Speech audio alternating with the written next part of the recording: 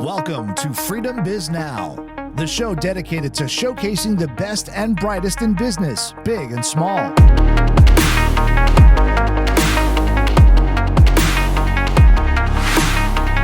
Now, welcome the host, founding partner of Freedom Sports and Entertainment and the Freedom Digital Network, from ROC Studios in Rochester, New York, Mark Washoe. All right, thank you, Scott, from ROC Studios. Much appreciated. Appreciate the intro. And tonight we have a special discussion and panel of guests that have come to the studio here in Rochester, New York. We were supposed to be at the second Startup Summit at Spot Cowork, but unfortunately, because of the uptick in the COVID-19 cases here in Monroe County, where we're based out of, we were kind of getting our in-person attendance numbers shrunk a little bit. So we decided to reschedule and postpone to hopefully later in the spring or summer 2021, when hopefully the vaccine will be out and we'll be back a little bit more normal. But we decided it was such a great bunch of panelists that I had assembled for today's discussion that we just wanted to get everybody together, and we're going to do this in a virtual manner. So here's what we have here this evening. This is called Pandemic-Proof Product Marketing, as much as things can be pandemic-proof these days. But we have David Weaver. He's the founder and CEO of Aphex BioCleanse Systems. We also have Rochester's own Pauly Guglielmo, who almost needs no introduction here in Rochester. He's the founder and CEO of Guglielmo Sauce and also Permac Enterprises. Plus, we have Matthias West. He is the co-founder and CEO of Faircraft Brauhaus in Fairport, New York. I got to work on my German. And also to moderate the session is Randy Agness from Agness Wine Cellars. So Randy's going to moderate today's discussion, but before we go, just a mini brief bio on Agness Wine Cellars. It was established in 2016 as a licensed farm winery in New York State. Early success with 2015 vintage included top 5 ratings with Wine Spectator and Wine Enthusiast, Best New Wine in America with Beverage Industry Magazine, and Wine of the Month with Bartender Magazine. Recently, Agness Wine Cellars was nominated for New York State Winery of the Year, has become the fastest growing Riesling in the Finger Lakes, certainly one of my favorites. The new winery tasting room will be opening in 2021. Randy Agness is the winemaker and majority partner. So Randy, thanks for coming in. Thanks for moderating. But before we get to the questions with our special guests and panelists tonight, why don't you just give us a quick update on Agness Wine Cellars and everything that you've been doing since, I guess, the pandemic started earlier this year? Well, our business obviously suffered just like other businesses. Without having restaurants and bars open, half our clientele were on the sidelines. And without being able to do wine tastings inside of the liquor stores and wine shops across the state, that also, did a little bit of a hard push on sales. But we're coming back now. We're stronger. We've now restarted wine tastings as the first winery in New York State to be able to do so. And our restaurant clients are now coming back, but not as strong as we expected. And we're hoping that, as you mentioned, that this pandemic ends shortly, because we'd really like to get those people that are really hurting in the wine business and in respect to bars and restaurants.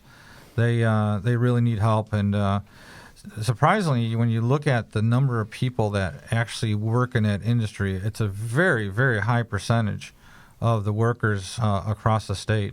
So they're a vital industry for us to have operating, so that way they can be profitable.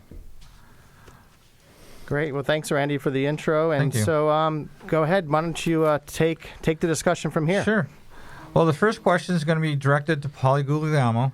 And I did say that correct, I hope, because I know you had a long enough time. Lead-off hitter. I love it. Do it. Sure. So we've heard of many potential entrepreneurs' approach. You often state that you have to have a great recipe or product to get started, a grandmother's favorite sauce or a hot sauce that's just a favorite among many people.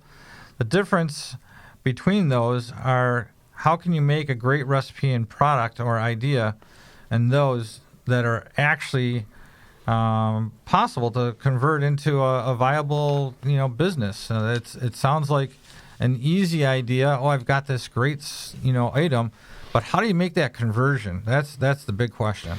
It just happened today. I was at Rubino's picking up 20 pounds of cheese for a sauce we're making, and Mikey Roberti works at Rubino's. He says to me, he goes, I've got this mayo aioli thing that I want to put in a bottle. And so I go, let me see a little bit of it.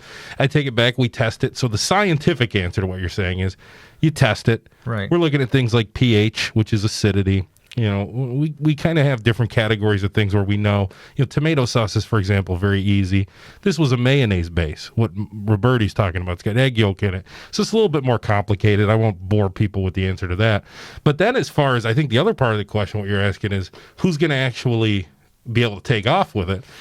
It's, people think maybe just they have a great recipe just means everything is going to happen for them just because they have a great recipe. So a lot of times when I'm talking to people, if they believe, if they're just doing this because they think they're going to make money at it, or if they just think that they're bored, they're looking for something to do, a lot of times I think, there's a lot of great recipes out there. But when somebody is already thinking about the sales, about how are they going to go out into the world, sell this thing, and they have questions about what comes next, how do I get into this store, that store, how do I make sure it sells through once it gets into that store, that's usually when I realize I'm talking to somebody who has a better chance of taking it, running with it, and being successful. Just a quick question. How many years did you actually work to develop the recipe that you're working, the number of recipes? Is that just an ongoing process? You talking about my own for myself? Sure. Yeah. I mean, the BS answer is, the Great Depression era, my great grandmother. The truth is, I learned how to make it from my grandpa when I was younger, and then the actual development from I'm making it commercially to actually it's on the shelf took 6 months, and you can go a lot faster than that. I was just learning, so I didn't know what I was doing. That's fantastic. Yeah. I regularly buy your sauce. In fact, that's the only sauce that I use for everything right now. Oh, thank you very much. And that's actually a requirement of the panel here today, so I don't know if the other panelists can. Well, the other thing is when we open up our winery tasting room, we're going to carry your sauce in there because I think it's just a great product made in New York State. So. Thank you. I love you. This is great. Our next question goes to a former, I want to say former friend, but a current friend. A former soccer referee, which I had been, David Weaver. Dave, many great products ideas come from identifying a solution to a problem or identifying a need, then coming up with the ideas on how to solve the problem. What problem or need existed in the sanitizer and disinfecting business which led you to start up the Aphex product line and of sanitizers, and how complex was the product to bring to the market? Well, that's a great opening for me. I wanted to be the leadoff hitter, but sorry, Pauly. Gotta have speed. Yeah, I know, and you got a great truck, by the way. That's what I need. The company started looking at the problem back in 2010, and the real problem existed in the fact that people were using isopropyl alcohol as a hand sanitizer. They were also using a lot of harsh chemicals like chlorine, peracetic acids, hydrogen peroxide, and it just seemed like there was an absolute need for a product that was water-based. So we decided to look at a way, at least in my chemistry background, a way to take hydrogen ions and attach them to water droplets. That has been done over time. People have always heard of hydronium and things like that. But the hydronium or any other types of solutions are always temporary. They would only last for minutes, maybe an hour, and then it was gone. So I wanted to make it more permanent. Our product, once we create it in our factory, will last forever. It never degrades. So the hand sanitizer today that you buy doesn't have an expiration date, so you don't have to worry about it. Can you leave it in your car? Yes, you can. Can you leave it in your truck? Yes, you can. Doesn't care what temperature it is. Doesn't care if it freezes. Doesn't care if it gets to 180 degrees. It really doesn't care. The hydrogen will not leave the water droplets, so you're protected all along. So that was one of the things that we did. What I found out along the way is that the way the hydrogen is attached to water droplets is actually a trade secret, and we don't want to share that with anybody. So our big challenge is how to get it out in the world without sharing how to make it. You don't want to write a patent, because if you create a patent, you got to say A, B, C, D, E equals this, and you give the secret away. The Chinese will steal it. Now, the good news is our product is 500,000 times more effective than chlorine. Think of that. 500,000 times more effective. Yeah. That's pretty good. We kill coronavirus. We've done testing on other germs and pathogens like MRSA, Listeria, you name it, any kind of pathogen, yeast, fungi, or molds. We take care of that. And we found out along the way, we have a little sideline product that kills bugs, pests. It'll kill black flies. It'll work in your vineyards. It'll kill any of the hairy aphids that you might have trouble with, or any type of fungi that you might get on your grapes. So there's a multifaceted way for the company to make money. And I'm continuing every day to improve the product. It's only been 10 years, and there's probably 40 more years worth of improvements to make. So it's a challenge, and I love it. So, just a quick question again, to follow up. How do you get this out to people so they know about it in the marketplace? Well, that's it. That's what all marketing and sales is all about. And it has been difficult because we run up across roadblocks. With the pandemic, we sold a lot of product. I mean, I was joking with my group. I said, what we really need, this was last December, I said, what we really need is a pandemic. I didn't know it was around. But if you look at history, there's a pandemic every 2 years. So I wasn't wrong. There's going to be another one next fall. I don't know what it's going to be, but there's going to be another one next fall.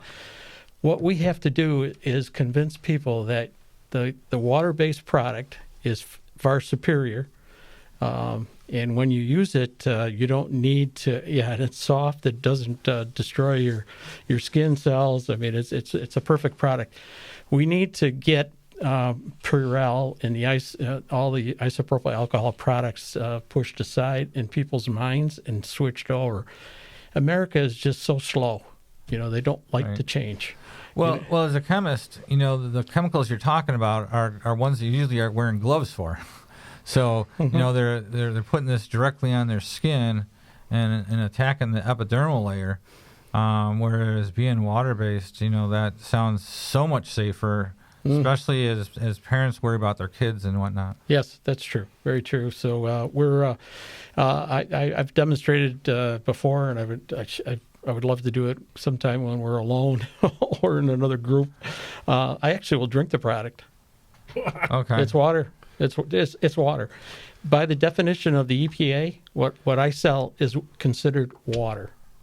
So even though it's got an extra hydrogen ion on there, the hydrogen ion is looking to get away. That's the key to killing germs. That would be great in a sales pitch. Yes. You give me that whole sales pitch, and then at the end you just take it out and start drinking it.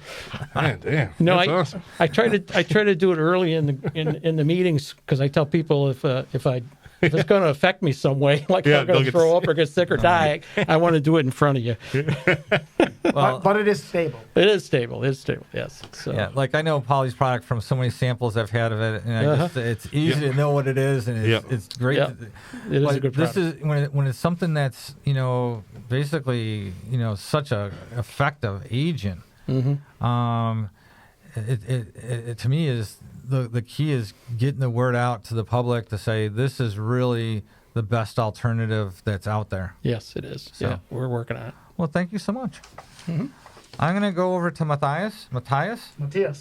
I got to get this ready. I have too many M's, too many T's. But this is cool. I love the idea that you've got a brewery. That is so cool. So it's called Faircraft Brauhaus. Not all great products come from solving a problem or identifying a need. In some instances, it's a passion. It's a passionate thing that you want to do and you get into it, or a hobby. How did you come about with the concept for Faircraft Brauhaus? and how did you decide on which types of beer to brew? In the absence or additions, are you bringing this to the Fairport community? I think I've already seen this in the Fairport community. So I live in Fairport, so I know of you. I've seen the signs that you're up and going. But can you give us a little background on how you decided to get involved into this business, and what you decided to do with it? Yeah, sure, certainly. Thanks for the opportunity. And so the situation was another brewery. Really, do we need another one? So take a look at it, how many there are in the county. Then take a look at what are the differentiators. Take a look at, it all goes down to, and I think David said it already, it's marketing. And marketing is not advertising. It is know your market. Know what the market has and what it doesn't have. And what you want to do and what you want to bring to it and what is your differentiator. So back to your question in terms of the passion play, that's really something where I have to admit I'm passionate about beer, right? So, but that led to an opportunity, and the opportunity is that's why I'm one of the co-founders. Our head brewer, Steve Langren, and my business partner as well, Jeff Reimer, and the three of us, we have basically had this idea in 2016. Steve was a very passionate brewer and made fantastic beers. As a UNIHA member, this upstate New York Homebrewers Association, he was doing this for 20 years. He worked at Custom Brew Crafters for many years, and he was a very good, passionate home brewer, garage brewer. And at some point, his endeavors just didn't crystallize into a professional brewery. And, at some point I said, hey, look, if you would like to try something, I have an idea, I have a concept. I think I have an idea where that should happen, meaning know your market. And we did realize at the time, 7 Stories wasn't up yet. For example, we had just one brewery on the east side of the county. And we said, look, Fairport, yes, it's an up-and-coming village. It is situated in the southeast quadrant of the county. Again, market is market research. Marketing is market research. And you have Pittsford, Penfield, Parenton, but you have also Gananda, you have Victor, you have Bushnell's Basin, you have Brighton, and people are coming down from Webster, no problem. We had actually people come from Buffalo to try unique styles. And just to reach out to or to get to the next point, what kind of beers and what kind of products do we want to bring? Well, first of all, there's a product, then there is also an experience we want to offer, and then you have to have a concept that combines this. And the concept is simply, literally Faircraft. Faircraft stands for Fairport, Fair Trade, but craft as in craft beers, but also as in music and arts. And so Faircraft was really something that wasn't existing per se. So we have the rights. It's a trademark and registered and all for certain things and products. And, Brauhaus is just the German word for brew house or the tap room of a brewery. And it's phonetically close enough that everybody will understand it's a brew house. But the Faircraft Brauhaus has some name recognition by now, we hope. And to make a long story short, our product portfolio wanted to be unique. We have 6 beers on the classical European side or European styles, and we will have we feature 6 beers on the American side. The craft brewing scene is ever changing and developing. We have classics like a West Coast IPA, not the cloudy New England stuff that's so hip, and you got to have it. It's fantastic. We love it. But there are some old styles that are long lost. There's nothing wrong with a good old pale ale made with local ingredients out of, let's say, Batavia Bluffs or Chimney Bluffs, Batavia and other upstate New York Finger Lake regions. But then there are also some classic lager styles, Pilsners, Helles, Kölsch, Alt, Hefeweizen, all those beers that you may have to make with specific ingredients. I mean, a Pilsner Urquell is a fantastic Pilsner style, but certain things require, you can't make California red wine with Finger Lakes grapes. You can, it's sometimes done, but it's not California red wine, and Finger Lakes wines have very different characteristics. One thing I do know about beer is that it's delicious. The other thing I know about it is that if you're making a lager or a pilsner, you're taking a lot longer time to produce. You've got to go through cold stabilization and cold filtering, and it's about twice as long to produce than an IPA, if I'm not mistaken.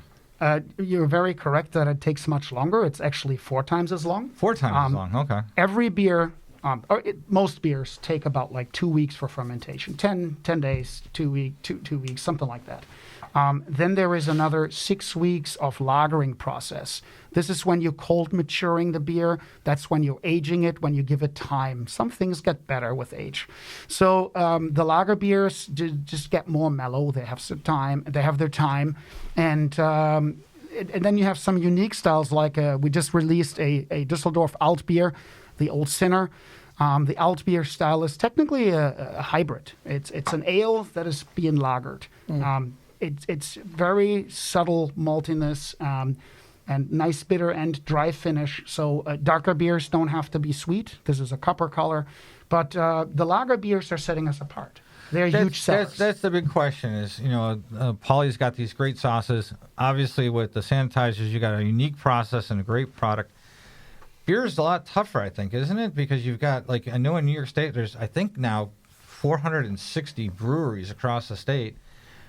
Are there specifics in taste that are drawing people to your beers more than what you anticipated, or was that the goal? Was to have some really unique things?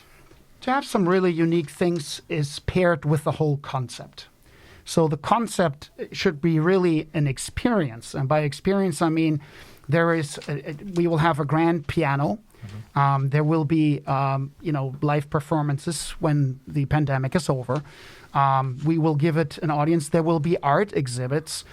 So you can actually get inspired by either meeting your friends and enjoying some arts, listening to some great music, enjoying a good beer. But then there need to be some authenticity discoveries, meaning like some really unique styles that sets you apart, some really interesting flavors. That's for the beers and for the food as well. And we just wanted to make this work out. And most breweries, they have maybe 1 or 2 lagers because, they have to tie up a tank in additional 6 weeks. Yeah. And this time, additional. So that means 8 weeks in total, maybe. If they don't have lager tanks, they do it in a fermenter. And that means you make 4 ales in the time it takes to make 1 lager. Right. Well, turnaround time, production guys, we know that goes. Sure. It's time is money. So the next question is really up for the whole group. Just chime in, try and separate a little bit so that way we can get not over talking each other. But what advice would you give to a potential startup company or entrepreneur who might have a great idea, great product idea? What steps would they take to bring this to life? And what pitfalls could they anticipate as well? And this is for any of you who can chime in. Mine could be quick. Start. Just start. Because if you don't start somewhere, you're not going anywhere. That's it. Yep. That's my whole answer. Yeah, there's a lot of truth to that. If you don't get going, it takes years. With Aphex, I had a lot of advisors that said, don't bring your product to market because as soon as you do, you're going to be sued by the big companies like Clorox and Gojo, which owns Perel and things like that, because they don't want you in the marketplace. Did it happen at all? No, but we lost years on that strategy, which wasn't the right thing to do. I think we should have had more of a legal advice on.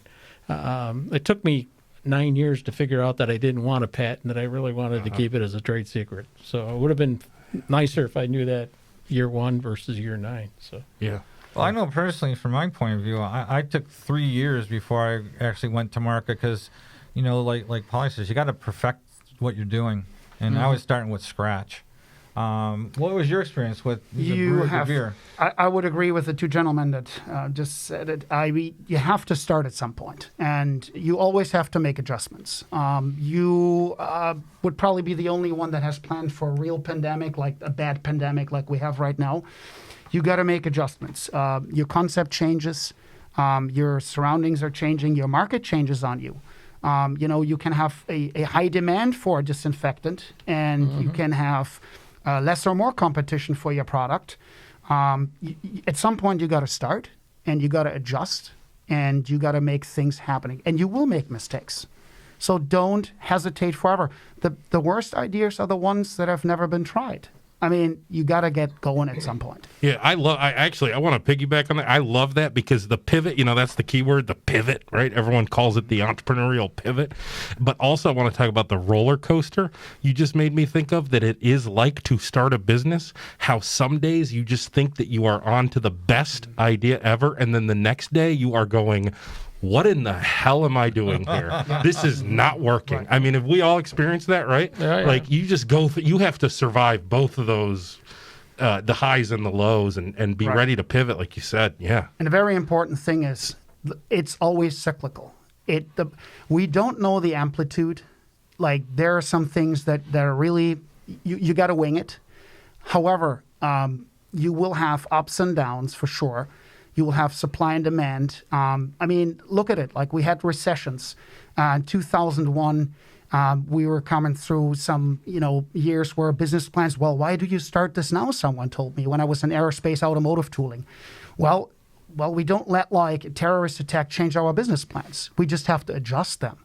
So then you come into a recession in 2008, 2009. I have seen a lot of my customers, let's say the greater Detroit area, really struggle with situations of being underfunded, or like they kind of like if they had to pay all the vendors, there would have been like no cash flow. They had cash flow problems basically.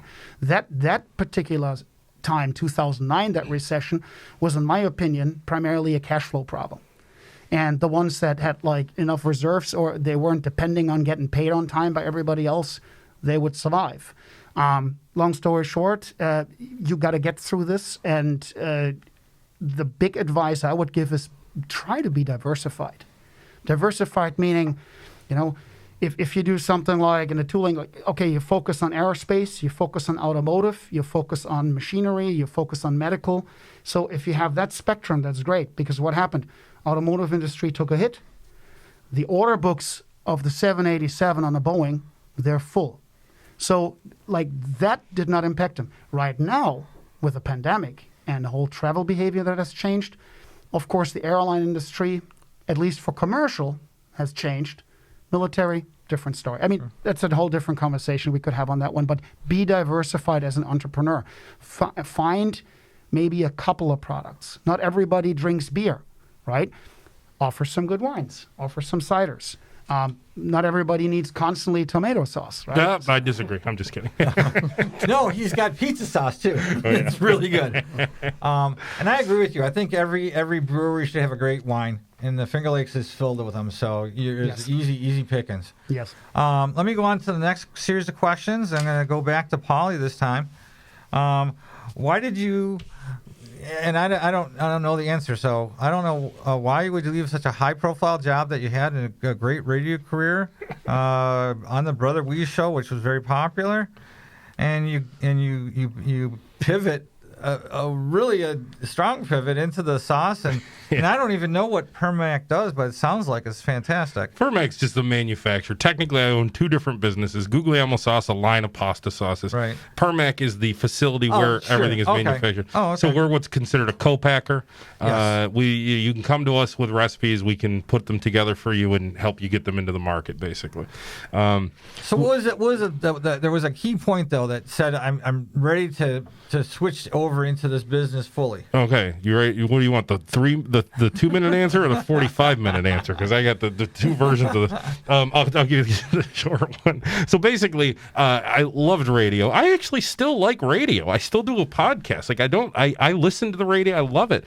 But the thing is, I started doing this sauce thing, and I started having the experience, the high of being an entrepreneur and running my own business. Yes. And in radio, I was working for the man. It was a corporation, and there was this thing where they were both going well for a while. And then over the last couple of years, I started to realize one of these two things I'm going to have to fully commit to. Right. And on the radio side, it was like, well, what if they give me my own radio show?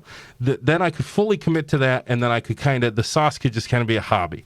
Or on the other side, it was like, well, I could do manufacturing. It's basically what I'm doing right now. I'll buy the manufacturing place and become my own manufacturer, but I have to leave radio in that case. And in the last 9 months that I worked at the radio station, everything just started. Everything was going negative. I mean, the radio business right now, not an amazing business to get into if you're like looking at it on paper. It's not exactly. It almost got to the point towards the end where people are like, what do you do for a living? I'd be like, radio, and they'd be like, well, you're on the radio like in the old days, Well, and you can't eat it. yeah, right, exactly.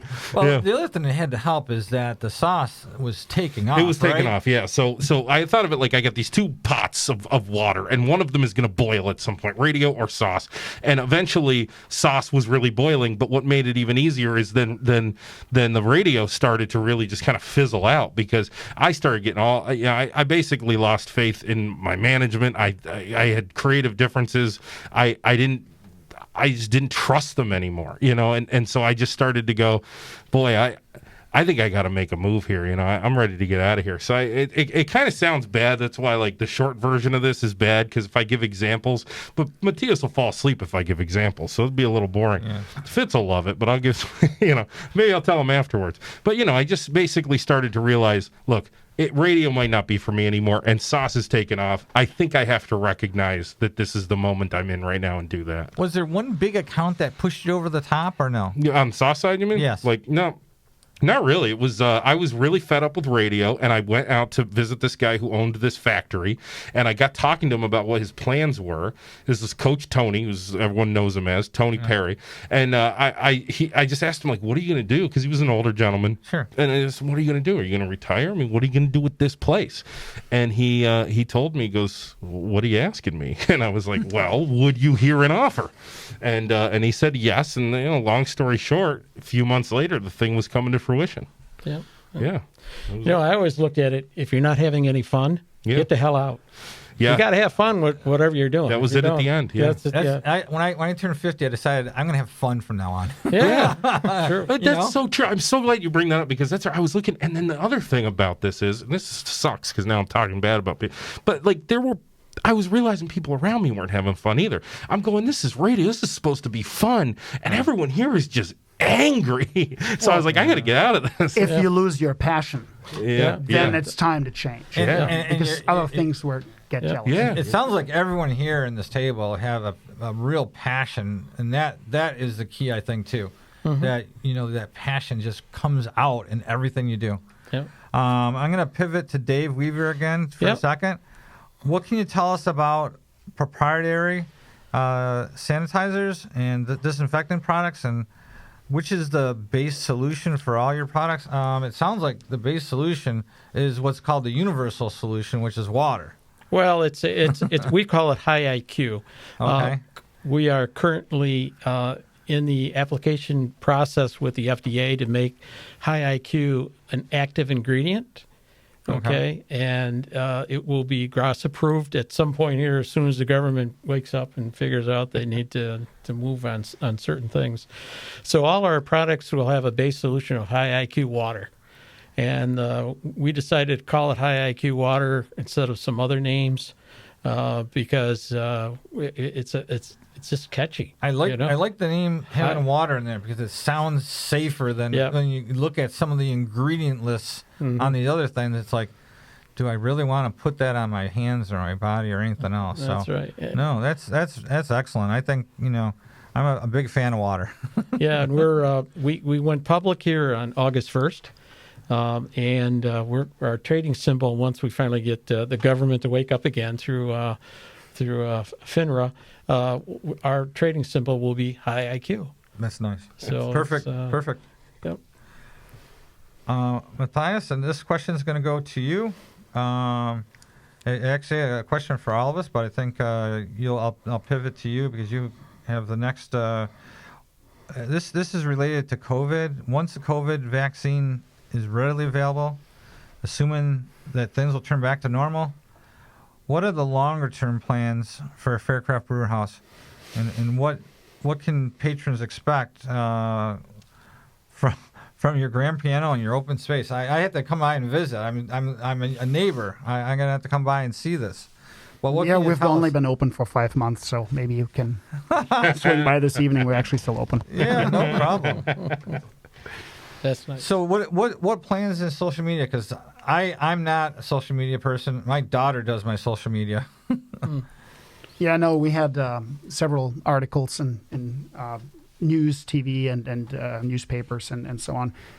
Also, certainly social media, Instagram, Facebook, Twitter. But no, what are our plans? Our plans are clearly to offer that experience that I mentioned earlier. We will be, as far as I know, and I've traveled the country quite a bit, the only brewery that has a Steinway grand piano. Nice. So this will be a well-tuned piano because my business partner, Jeff Reimer, is actually a Steinway trained piano technician and piano tuner. So we have the connections to the music scene, certainly, from jazz and classic. And actually, our head brewer has a degree from Eastman and School of Music. And so we will offer a lot of different experiences in terms of music as a contributing experience, and as well as arts. So we are welcoming local artists. We will have a big wall of arts and a lot of space, a lot of natural daylight, in which you can really then enjoy the local artists' exhibitions. So we'll try to have little vernissage exhibit of like maybe 4 or 6 weeks. The artists can then advertise, hey, come see my latest work, and we certainly don't mind if you enjoy a beverage with that. So I think it's a win-win situation for everybody. It brings people in, it brings people around, and then overall the development is fantastic. I mean, the old American Can Factory is in it by itself an amazing building, and something that really deserves to be redeveloped. So to our business, we will basically have this experience of like 12 different beers paired with some good food, authenticity.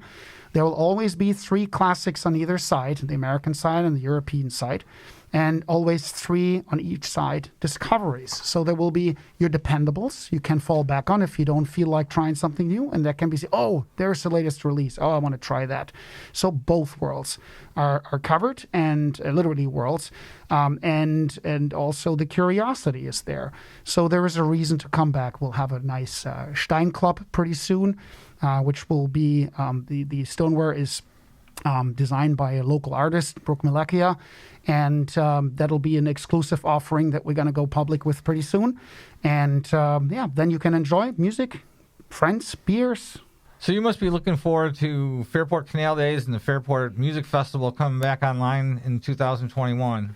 We're looking forward to that, to the Oktoberfest that we this year had organized with a partner, Swan Market, as a drive-through event, and it was actually organized by the Fairport Parent and Partnership. And so this was an event that really worked, but this is the best we all could do to get through this. People had a craving for this. They wanted it. We wanted to make sure it's safe because, you know what, we all have to come out on the other side of this pandemic. And so your question was about, like, what are we trying to do? We want to give the experience we always wanted to offer. We just have to be a little bit more patient, and we have to make it through this year. So right now, rent, investment, meaning, build out, doing some things gradually. Some things are more important than others. We just have to get to the finish line. And that's a good point for entrepreneurs and startup companies. There's got to be a certain amount of capital for the unexpected that's got to be set aside. I mean, you don't know exactly the plan on how it's going to go forward, if it's going to ramp up very fast or it's going to take a while to get the product recognized by the market. So, having that additional cash on hand is definitely important, or have a line of credit kind of thing developed so that way you can, make those expansions. I mean, going from your operation, Pauly, to a full operating plant, I mean, that's a big step for a lot of companies. I'm in the meetings a couple times a week. We're having meetings about what are we going to buy, when are we going to buy it, where are we going to get the money to buy it. I mean, that's ongoing conversation. I mean, the problem for many entrepreneurs is probably one of the biggest ones is funding. And funding is like, do you bring it? Do you put your own house on the line? Do you have funding from, venture capital shareholders, banks? Well, quite frankly, a lot of those models are not that entrepreneur friendly because they say, well, you can get a line of credit with us if we can see the last 2 years. Wait a second. It's an entrepreneurial business. There are no 2 years of records, right? So what are you going to do? Put your own stuff on the line or get creative. Right. Well, I know, like for us, we're working on SBA line of credit, which is not Small Business Administration, and they want the last 3 years taxes, even to be considered. Yeah, but you haven't started yet, right? Exactly. That's what I'm saying. For entrepreneurs, they've got to have that additional outlet of having access to capital. Yeah, and I can tell you, every time I've gone to the bank as an entrepreneur and asked for money, they said, "Well, I'll loan you. How much money you have in the bank?" I got $100. Well, I'll loan you $100. They won't loan you anything. It's a waste of time. So you need to find partners. Good partners. I have done business development in North America to some degree, but also in Europe. And I can tell you, it really depends. Even within the United States, there are states like Tennessee, Georgia, Michigan. And even like Ontario and Canada, they have very different concepts. And, not, cheap energy is good and so on and so forth, but that's not everything, right? That's maybe sometimes a big part of it, but like you have to find a way of really getting some funding. And unfortunately, for small business and startups, again, they say, yeah, sure. What is the collateral here? Like, what can you do to back this up? Because the banks, they don't want to take the risk. Yep. Once they see 3 years of tax returns or business or checking account data, growth, then they're like, oh, yeah, we want it. You know what, quite frankly, then we're not really interested in it. And the hard part for most people, and you guys probably know this, the first year is really the critical year for make or break of a new business. If you can get over that first year, and then can you get over that second year, and once you get into the third, now we're in our fifth year. I mean, it feels now exactly like what Pauly is talking about. What can we buy? What can't we buy? What do we need? Those kind of things. But the last question is going to kind of wrap it up for us. How can people learn about your companies, the line of products, where they can find them? What social media guys that you use to get out there? I'll start with you, Pauly. Your product is, as far as I know, everywhere in every store I could ever go to. You can Google Guglielmo sauce or Permac Enterprises, but legit, my cell phone number is 585-350-5788. It's on every jar of sauce. It's on this show now. I used to say it on the air when I was in radio. 585-350-5788. Call me, text me anytime. The thing I'll tell everyone is when I shop at Wegmans and Tops and Aldi's and all the different stores, the key is if you don't see it on the shelf, let them know that you don't see it on the shelf. Oh yeah, that'd be huge. Thank you. Go out there and don't be a passive customer. Be an active customer. If you like it, and I really like the sauce, if they don't have the kind I want, I'll go up there and ask them. Thank you, man. Yeah, and I noticed on your website you had you have your wine on at McCardle's. Yes. So I got to get my wife because we go there quite frequently. I have to get her to order. We have actually a super fan from McCardle's, and we recognized him, and he actually got us into other places as well because being in memberships and clubs and organizations. I know, Paul, you go into restaurants trying to get them to convert over. Well, we're institutions too. We've got U of R, RIT, use our right, both use our sauce, which is fantastic. Yeah. I'll go to you, Dave. How can we find your product? Because I don't know where it is, and I'm very interested in getting some of this. Yeah, we just launched today on our website our first product for sale. It's called Aphex, and it's a fruit and vegetable wash. You can go to our website and order it. We've set up PayPal to collect the payments for it. And that's the we had it before many years ago. We were selling hand sanitizers, but you could never make enough money in a little bottle to ship it. It costs more to ship than you could make. So this is a very nice product that we've got EPA approval to start selling the product, and we're excited to see that.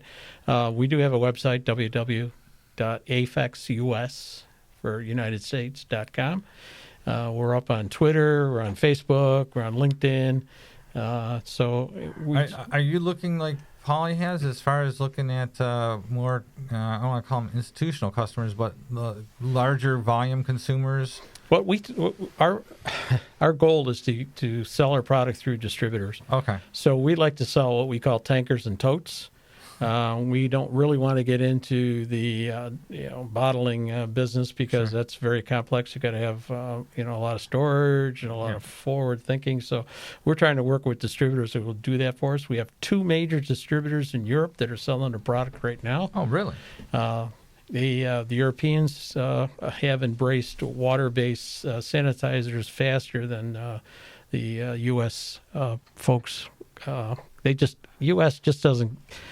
It's like my wife. She loves Chardonnay. I can't get her to drink much else but Chardonnay. You just can't change. People just don't change. When they start using your sauce, they'll never change. Yeah, getting them to try it for the first time is the hard part. It's the single hardest part. Yeah, innovation will often be discussed, but it doesn't happen. Mm-hmm. What you said earlier is it's so slow sometimes. Mm-hmm. I mean, I work really in CapEx of machine technology, et cetera, and it is very hard to change some of the habits and really be open to new concepts because we've always done it this way. Mm-hmm. Yeah, okay. Well, here's the problem: if you don't turn around faster, your competition will. Yep, that's true. Very true.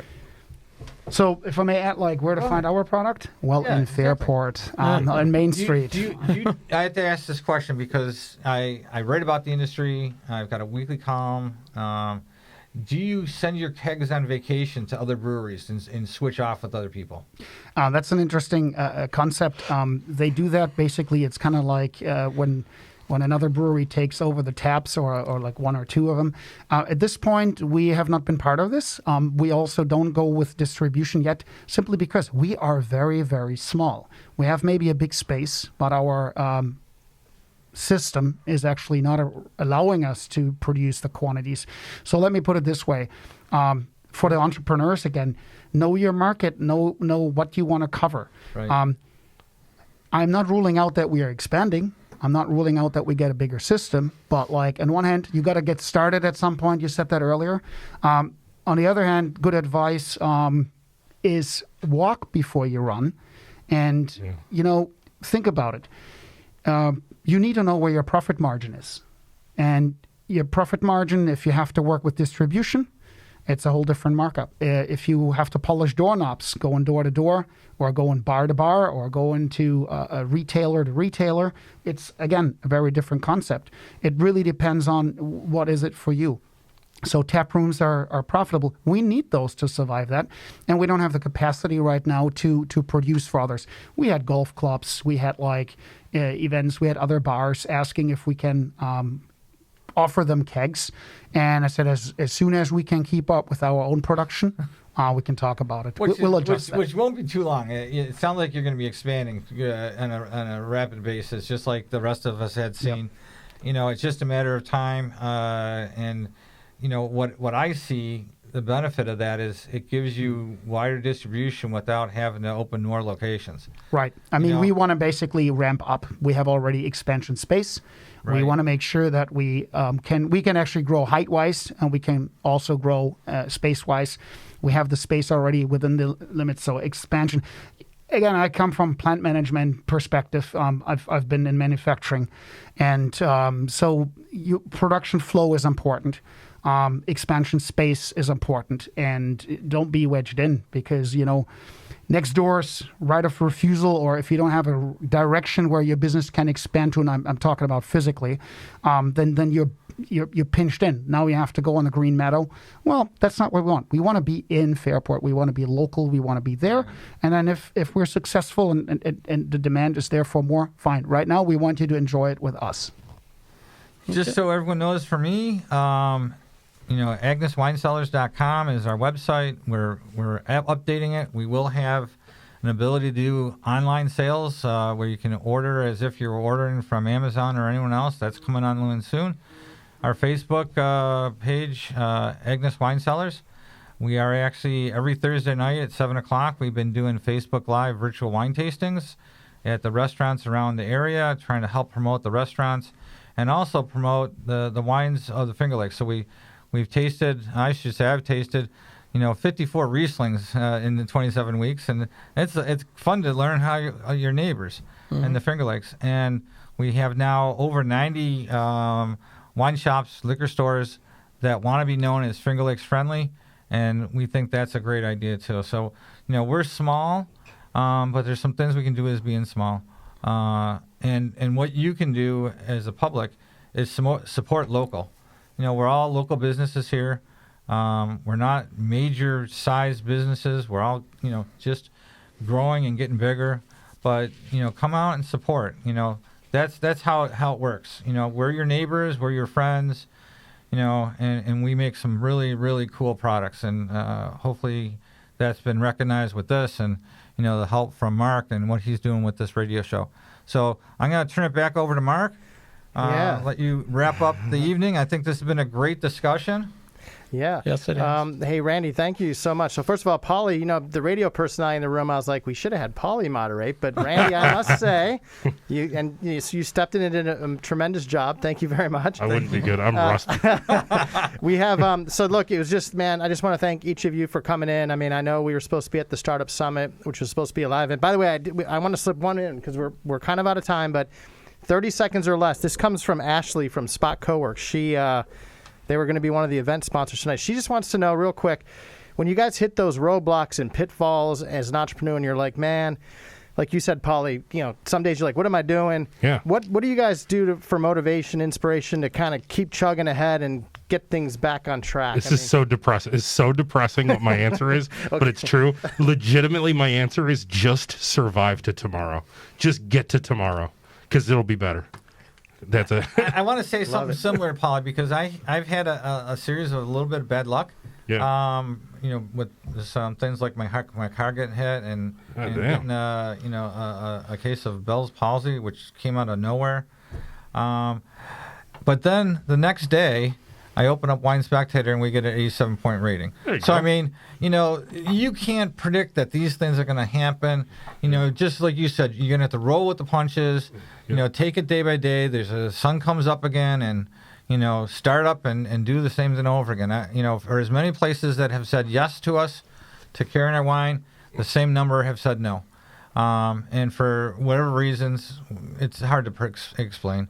And Pauly, it's you go in there and you say, I got this great thing, and you think that this is going to be the greatest show in the world, and then you're like, oh, okay, well, I'm going to go on to the next job and the next spot. Yeah, so. like I could Wegmans, Tops, Whole Foods, Stop and Shop, Price Chopper, and then I'll walk into a deli in Greece, and the guy will be like, nah, looks like it sucks. I'm like, oh. But to give another answer, giving up is not an option. No. Number one. And number two is when you fall down, dust yourself off, keep running, right? Yeah. So, and this is how you learn. You got to adjust. You got to take the punches or try to avoid them as good as you can. But giving up is not the option because you will hit roadblocks and, you just got to get through this. And look at it as a stress test.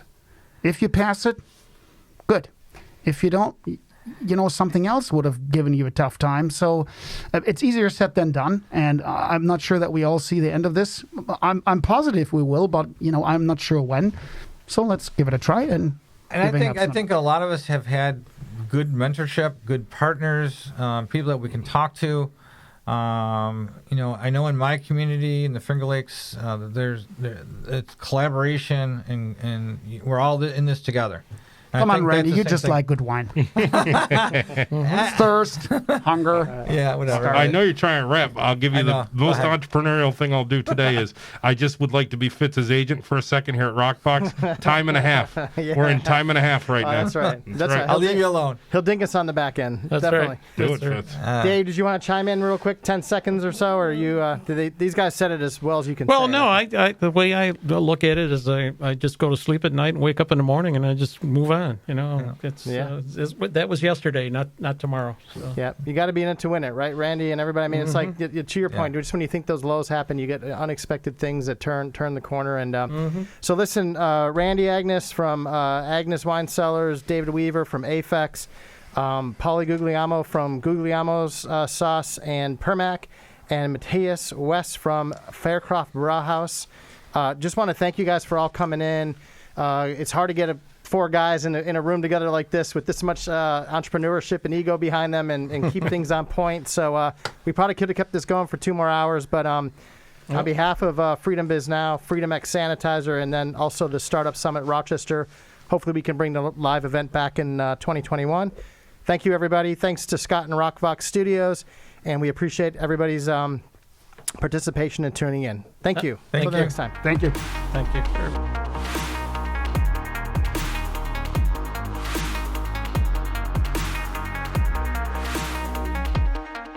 Today's show was brought to you by Freedom X Sanitizer for Business. Keep your employees, customers, and clients safe with Freedom X Sanitizer for Business. Visit freedomxsanitizer.com.